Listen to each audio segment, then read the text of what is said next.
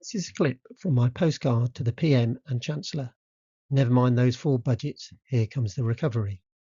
If you agree with the postcard, please share and/or contact your MP and ask them to view it and support unfreezing the personal allowance in the upcoming budget for the benefit of all. Thank you. Your article was aimed at Generation Z not opting out. We have another huge problem with Generation X opting out too early.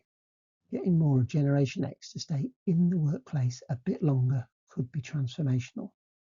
So it's now over 2 years ago when I wrote to Rishi Sunak, along with Jeremy Hunt and the PPS, the Principal Private Secretary, I think her name was Elizabeth Perelman. 4 months later, got this back from the Treasury.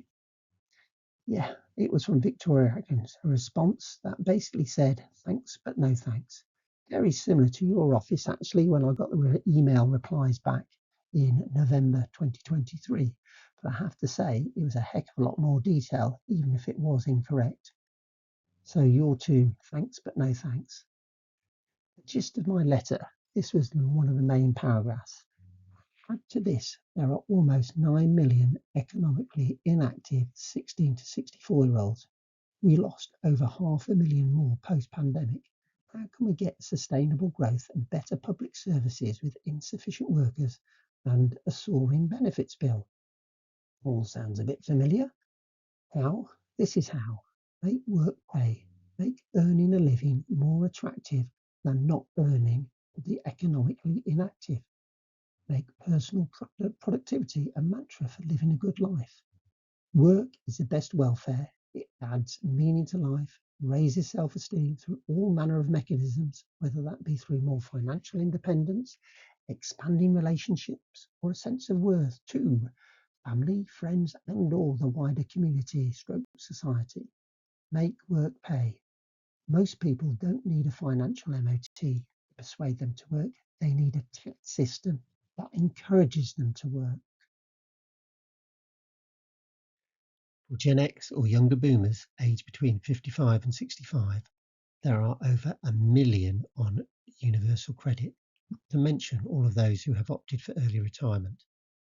For some, it's absolutely the right place for them, but for many, they and society need them to do more. As I said to Rishi and Jeremy, most don't need a financial MOT. Give them a tax incentive to earn, learn, or both. As I said in the letter, work is so much more than just pay. 10% starting rate of tax used to apply on non-savings income, but was withdrawn in April 2008. Gordon Brown was criticised over his decision to get rid of the lowest rate of income tax in 2007. A year later, we did not cover as well as we should that group of low-paid workers and low-income people who don't get the working income tax credits, Brown said.